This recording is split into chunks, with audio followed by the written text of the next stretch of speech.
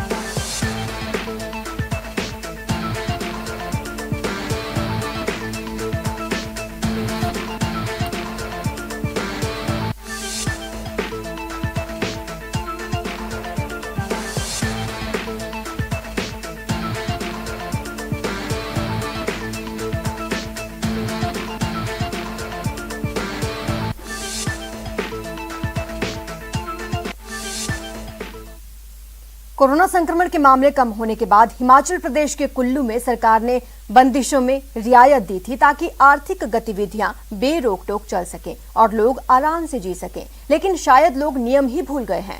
वो तो गनीमत है कि जिले में वैक्सीनेशन जोरों शोरों से चल रहा है, वरना मुसीबत बढ़ सकती थी।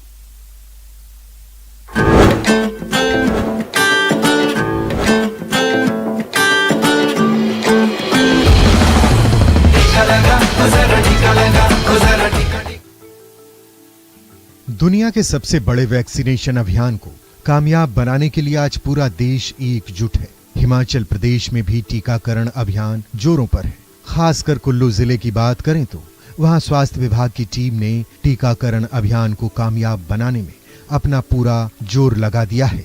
यहां अब तक कुल 2,28,000 लोगों का टीकाकरण किया जा चुका है, जबकि इनमें से 72,000 लोग ऐसे हैं जिन्हें वैक्सीन की दोनों डोज लगाई जा चुकी है। अभी तक हम लोग कुल्लू जिला में 2,28,000 के आसपास के लोगों को पहली डोज लगा चुके हैं और 76,000 के आसपास जो है हम सेकेंड डोज लगा चुके हैं।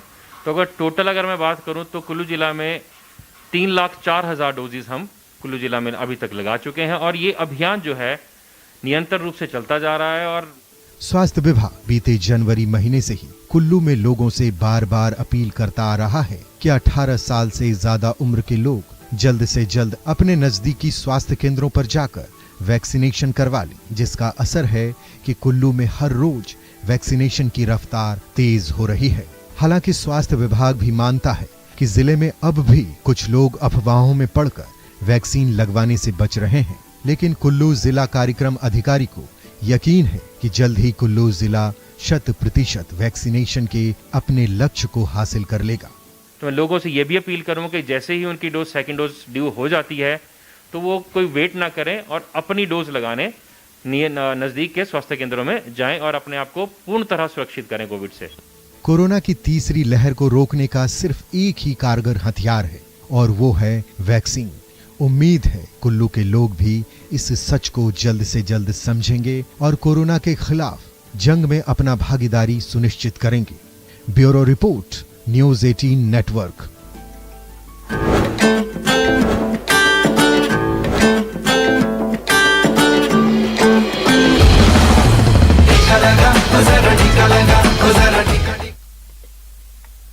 दूध जल जीवन मिशन में भ्रष्टाचार की जांच अभी पूरी भी नहीं हुई, लेकिन फिर से करोड़ों के टेंडर अलॉटमेंट में गड़बड़ झाला सामने आ गया है। दूध जल जीवन मिशन में फिर भ्रष्टाचार, टेंडर अलॉटमेंट में बड़ा गड़बड़ झाला। बिना सर्वे 74 करोड़ के टेंडर को मंजूरी। घर घर जल पहुंचाने के मिशन में भ्रष्टाचार पर भ्रष्टाचार। करोड़ों के टेंडर अलॉटमेंट में फिर गड़बड़ झाला। जी हां, दूध जल जीवन मिशन में भ्रष्टाचार की अभी जांच ही चल रही है, लेकिन इस प्रोजेक्ट के तहत जलदाय विभाग की ओर से 28 मई को नरैना और सांभर के 80 गांव के लिए 74 करोड़ निकाले गए। टेंडर अलॉटमेंट में फिर से हेराफेरी की गई है। विभाग के इंजीनियर्स ने अपने चहेते ठेकेदारों को फायदा पहुंचाने के लिए बिना सर्वे के फर्जी दस्तावेज तैयार कर लिए और हैरानी की बात तो ये कि उसी फर्जी दस्तावेज के आधार पर करोड़ों के टेंडर को मंजूरी भी दे दी गई।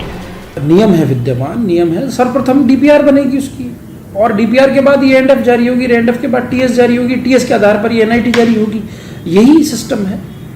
और अगर मान लो टेंडर के बाद में सर्वे के लिए टेंडर निकाला जाए तो किया जाए नहीं, अगर वो ऐसा कुछ किया जाता है तो वो फिर वो नियमों के अनुरूप नहीं है, नियम विरुद्ध है। बिल्कुल। करोड़ों के फर्जी टेंडर प्रक्रिया को लेकर विभाग के जल जीवन मिशन के चीफ इंजीनियर से पूछा गया तो जांच करने की बात कह रहे हैं। तो दूदू में जो सांबर नरैना ये जो 80 गांवों के लिए 27 गांवों के टेंडर जारी हुए हैं, क्या ये एज पर रूल है? आपने चूंकि अधिकारियों से बात की है, डिटेल ली है, किस तरह का है? जैसे मेरे अधिकारियों से बात हुई है, उन्होंने जो 53 विलेजेस का जो टेंडर लगाया है वो टीएस निकालने से पहले है जो जारी किया हुआ है, और जो 27 गांव वाला है उसमें जैसे आपने वो जो डॉक्यूमेंट दिखा रहे हैं वो कि जो कि टेक्निकल सेंस निकाली है उसके बाद में सर्वे के ऑर्डर अप्रूव किए हैं। यदि ऐसा है तो वो नियम के अनुसार नहीं है, इसकी हम एक बार जांच करवा लेंगे। सवाल ये भ्रष्टाचार को लेकर जांच पर जांच, कितनी जांच की जाएगी? पहले दूदू की 18 करोड़ रुपए जल जीवन मिशन में भ्रष्टाचार जांच पूरी नहीं हुई और अब फर्जी तरीके से 74 करोड़ के टेंडर अलॉटमेंट में फिर जांच करने की बात कही जा रही है। न्यूज़ 18 के लिए जयपुर से राकेश शर्मा की रिपोर्ट।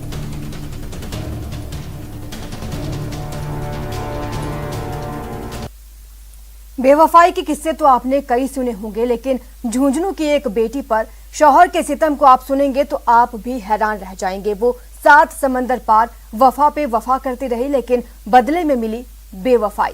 खुशहाल जिंदगी तबाह हो गई, पर बेरहम शौहर का सितम जारी रहा। वफा के बदले मिली जफा। हम लोग कनाडा में रहते थे, मैं आ रही हूँ, मेरे दोनों बच्चे कैनेडियन हैं, तो 17 साल से हम वहीं रह रहे थे। मेरा husband go to some illicit relationship with other women. शौहर का सितम, दो राहे पर जिंदगी। मैं ससुराल पक्ष में आके अपने जो था मेरा मेट्रोमोनियन होम, उसमें आके हम रहने लगे। उसके बाद गांव के जो एंटी सोशल पीपल होते हैं उनको उन्होंने अप्रोच करना शुरू किया और अब वो गांव में तंग कर रहे हैं। कभी गंदे लोगों को घर पे भेज देते। पति, पत्नी और वो 17 साल से हम वहीं रह रहे थे। मेरा husband go to some illicit relationship with other women, वो छोड़ के चले गए 2019 में सितंबर में। मुझे इंसाफ चाहिए। तो अब थाना पीपली भी और पिलानी भी प्रभाव में काम कर रहे हैं। निष्पक्ष जांच के लिए हमने एसपी साहब को ज्ञापन दिया तो उन्होंने निष्पक्ष जांच के लिए आदेश दिए। जी हाँ, ये झुंझुनू की एक खुददार बेटी शर्मिला की कहानी है, जिसने अपने दम पर अपने पति की किस्मत को बदल दिया, हर मोड़ पर साथ दिया, जिससे 7 जन्मों का साथ निभाने का वादा किया था। उसके साथ 17 साल से कदम मिलाकर चलती रही। कनाडा में मेहनत कर खुद बुलंदियों को तो छुआ ही, अपने पति को भी लायक बनाया, सम्मान के साथ कनाडा में बसाया। शर्मिला की जिंदगी खुशहाल चल रही थी। जिंदगी में खुशियां डबल तब हो गईं जब शर्मिला 2 बच्चों की मां बनी। सब कुछ ठीक चल रहा था, बिजनेस शुरू किया तो उसमें कामयाब हो गई, तो पति को बिजनेस की कमान सौंप दी। लेकिन अचानक एक दिन शर्मिला की जिंदगी में वो आ गई। पति की बेवफाई से सब कुछ तबाह हो गया। मेरा नाम शर्मिला है और मैं गांव पीपली की बहू हूँ। मेरा ससुराल पक्ष गांव पीपली में है। तो हम लोग कनाडा में रहते थे, मैं आ रही हूँ, मेरे दोनों बच्चे कैनेडियन हैं। तो 17 साल से हम वहीं रह रहे थे। मेरा husband go to some illicit relationship with other women, वो छोड़ के चले गए 2019 में सितंबर में। तो दिसंबर में मैं ससुराल पक्ष में आके अपने जो था मेरा मेट्रोमोनियन होम, उसमें आके हम रहने लग गए। शर्मिला ने अपने बसाए संसार को उजड़ने की बचाने की पूरी कोशिश की, लेकिन बेवफा पति ने न सिर्फ साथ छोड़ दिया बल्कि बिजनेस पर कब्जा भी कर लिया। शर्मिला बेसहारा हो गई। तब मजबूर होकर शर्मिला अपने 2 बच्चों के साथ कनाडा छोड़ झुंझुनू में अपने मायके पीपली गांव आ गई। लेकिन पति का टॉर्चर खत्म नहीं हुआ। 7 समंदर पार से भी सितम जारी रहा।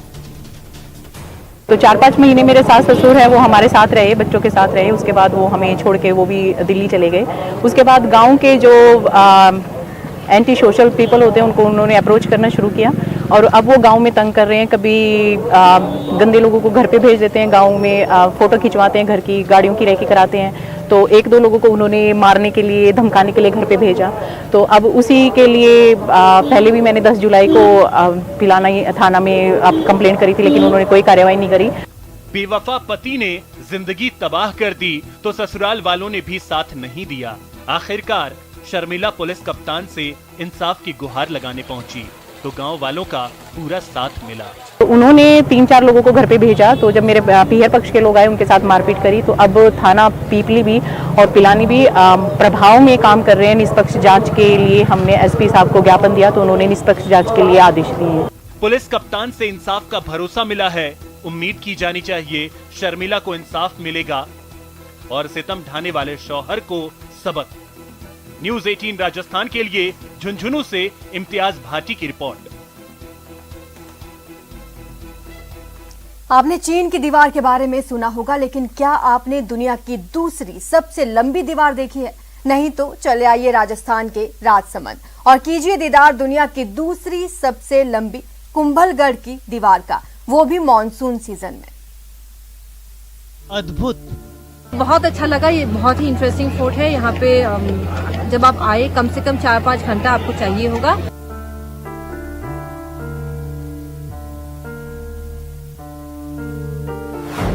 अद्वितीय। मैंने इतने सारे फोर्ट देखे हैं बट ये फोर्ट कुछ अलग है। इस फोर्ट में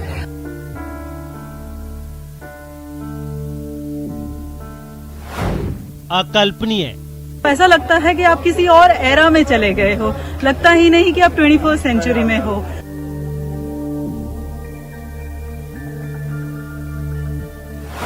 अविस्मरणीय। मानसून में इस जगह का नजारा देखने लायक है।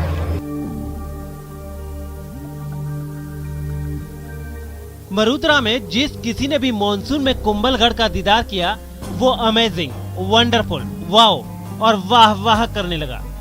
देश की टॉप 5 ब्लॉगर्स भी बारिश के दिनों में जब कुंभलगढ़ का दीदार करने राजसमंद पहुंची तो दुनिया की दूसरी सबसे लंबी कुंभलगढ़ की दीवार को देखकर सभी के मुंह से बस इतना ही निकला, ये तो कमाल है।